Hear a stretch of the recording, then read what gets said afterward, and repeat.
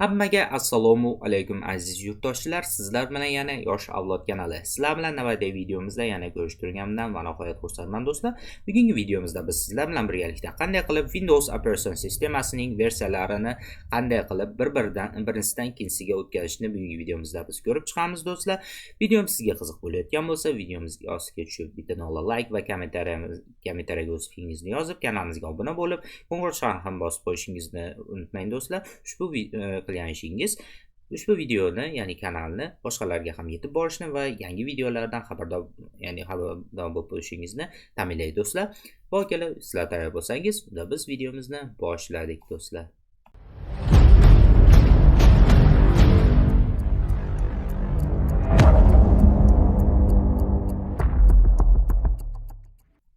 Xo'sh akalar, biz qanday qilib Windows operatsion sistemasining versiyalarini qanday o'zgartirishimiz mumkin? O'zi bu bizga kerakmi do'stlar? Nima uchun bizga kerak va nima uchun men ushbu videoni ko'ryapman? Va biz sizlarga hozir ushbu savolingizga javob beraman. Bizga Windows operatsion sistemaning versiyalarini o'zgartirishimiz nima uchun kerak? O'zi bu nima? Biz avvalo Windows versiya haqida ma'lumot olishimiz kerak bo'ladi. Windows versiyasi bu sizning ishlatayotgan operatsion sistemangizning versiyasi, ya'ni qanday turdaligini ko'rsatadi do'stlar. Aslida Windows operatsion sistemasining bir qancha versiyalari mavjud. Ya'ni uni ishlatadigan odam yoki organizatsiya uchun maxsus properly deb aytiladi inglizchasiga, ya'ni barchasi bo'lib chiqilgan xullas. Buni bilishimiz uchun просто tak Windows plus R kombinatsiyasi bilan bu yerga WinVer qilamiz, ya'ni Windows version. Buni ko'radigan bo'lsangiz, bizda hozir Windows 10 operatsion sistemasi versiyasi 20-2 va versiyaning turi Windows 10 Pro akalar. Men sizlarga aytayotgan versiya ushbu versiya emas, aynan mana shu versiya hisoblanadi. Ya'ni Pro versiyasi. Ba'zilarda bu home bo'lishi mumkin, ya'ni uyga uchun, ba'zilari esa school yoki organizatsiyalar uchun, barchasida biror odamlarda esa workstation, ya'ni ish faoliyatlari uchun, ayrimlarida server bo'lishi mumkin, ba'zilarda esa IoT enterprise versiyasi bo'lishi mumkin. Bularni bir-biridan qanday farqlari bor? Pro versiyasi bu o'z nomi bilan professional, barcha funksiyalar ochilgan versiya. Home versiyasi esa professionalga qaraganda, ya'ni Pro versiyasiga qaraganda biroz kamaytirilgan versiya bo'lishi mumkin. School versiyasi esa anchagina ko'p funksiyalar kamaytirilgan, ko'p funksiyalar hattoki cheklangan bo'lishi mumkin va enterprise versiyasi esa Pro versiyasi bilan deyarli bir xil deb hisoblasak bo'ladi, lekin uning Pro versiyadan farqi anchagina uzoq ishlash faoliyatiga, ya'ni uzoq ishlash davomiyligi, ya'ni vaqt davomligi bilan bog'liq. Ya'ni Pro versiyasi standart aktivatsiya davomiyligi asosan 5-6 yil bo'lishi mumkin. Ya'ni ushbu Windowsning versiyasining tugash yili bilan bog'liq. Lekin Enterprise versiyalari esa standart 10 yilgacha o'zini podдержка qiladi. Ya'ni hozirgi Windows versiyamiz 2025-yil shu yilning oktyabr oyida umumiy o'z faoliyatini tugatadigan bo'lsa, lekin Enterprise versiyalari esa 2030-yilgacha bemalol foydalanishingiz mumkin. Aynan shu, agarda sizning kompyuteringiz Windows 10 bo'ladigan bo'lsa va uni 2030-yilgacha bemalol foydalanishni xohlasangiz, ya'ni doimiy foydalanishni, yoki sizda Windows 11 versiyalarining Home versiyasi yoki Enterprise yoki School versiyadan prostadak Pro versiyaga o'tkazmoqchi bo'lsangiz, unda bu video sizlarga kerak bo'ladi. Buning uchun biz avvalo birinchi navbatda PowerShell dasturini ochishimiz kerak bo'ladi.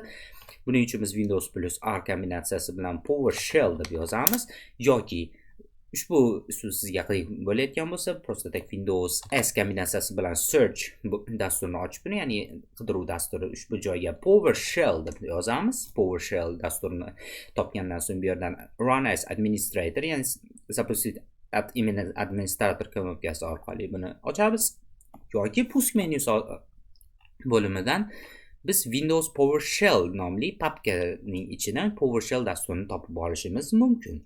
Ya'ni 3 xil usul bilan bemalol ishga tushishimiz mumkin. Ishga tushirganimizdan so'ng bizga keyingi qiladigan ishimiz, bizga kerakli bo'lgan o'sha mashhur skript, ya'ni Windows 10 ning oxiriga Windows ning 5 daqiqada aktivatsiya qilish haqidagi videomizda ishlatgan o'sha mashhur ushbu skriptni biz foydalanamiz do'stlar.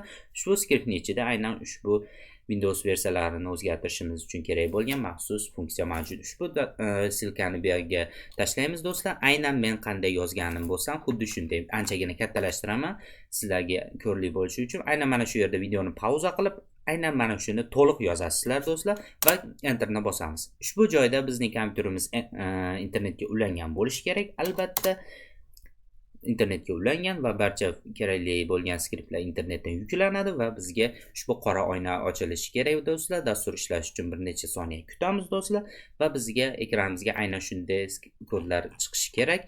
Kattalashtiraman. Va bizdan Windowsning versiyasini o'zgartirishimiz uchun bu yerdan biz 7-komandaning Change Windows Edition yoki Change Office Edition, hattoki ofisimizni versiyalarini ham o'zgartirishimiz mumkin. Chunki Microsoft Office dasturini, ya'ni o'tgan videomizda biz Office'da aktivatsiya qilishni ko'rsatgandik. Ya'ni ushbu aktivatsiya qilingan Office'ning ham bir qancha versiyalari mavjud. Ya'ni Office'ning Professional versiyasi yoki faqatgina maxsus organizatsiya uchun yoki maktablar uchun foydalanilgan versiyalari mavjud do'stlar, yoki limited versiyalari ham mavjud. Shuni ham mana shu yerdan o'zgartirishimiz mumkin. Bizning hozirgi videomiz Windows haqida, shuning uchun bu yerdan 7, ya'ni 7 knopkasini bosamiz, ya'ni Windowsning versiyasini o'zgartirishimiz uchun. Birinchi navbatda bizning hozirgi kompyuterimizda qanday Windows versiyasi o'rnatilganini dastur aniqlab olib va boshqa versiyaga o'zgartirishni ko'radi do'stlar.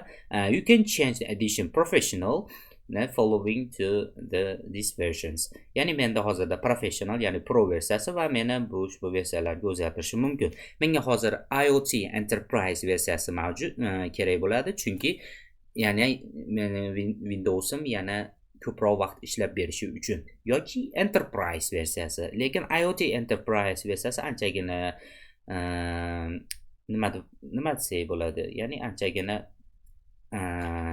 ishonchliroq desak bo'ladi. Ya'ni 6 knopkasini bosamiz do'stlar, yoki boshqa versiyalarni ham tanlab ko'rishingiz mumkin.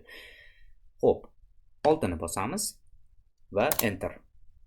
Biroz vaqt kutamiz, ya'ni bu proses jarayoni bir necha daqiqa vaqt olishi mumkin. Albatta bu sizning kompyuteringizning kuchiga bog'liq va internetingizning tezligiga bog'liq bo'ladi do'stlar.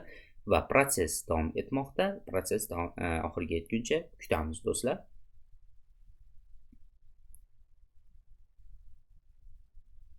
Va checking current version. Xo'p, professionaldan IoT ga o'tkazildi va maxsus key, ya'ni aktivatsiya key ham o'rnatildi va successfully yo'qala. Reboot is required to fully change the edition. Ya'ni ushbu proses tugagandan so'ng, aynan shu yozuv chiqqandan so'ng kompyuteringizdan bir marta перезагрузка berishingiz kerak bo'ladi, ya'ni barcha funksiyalar to'liq ishlashi uchun do'stlar. Va buni bosamizda 0 ni bosib dasturdan chiqib ketamiz va endi ushbu versiyamiz o'zgartirilgan yoki o'zgartirilmaganligini bilishimiz uchun, ya'ni Windows plus R kombinatsiyasidan WinVer deb yozamiz do'stlar.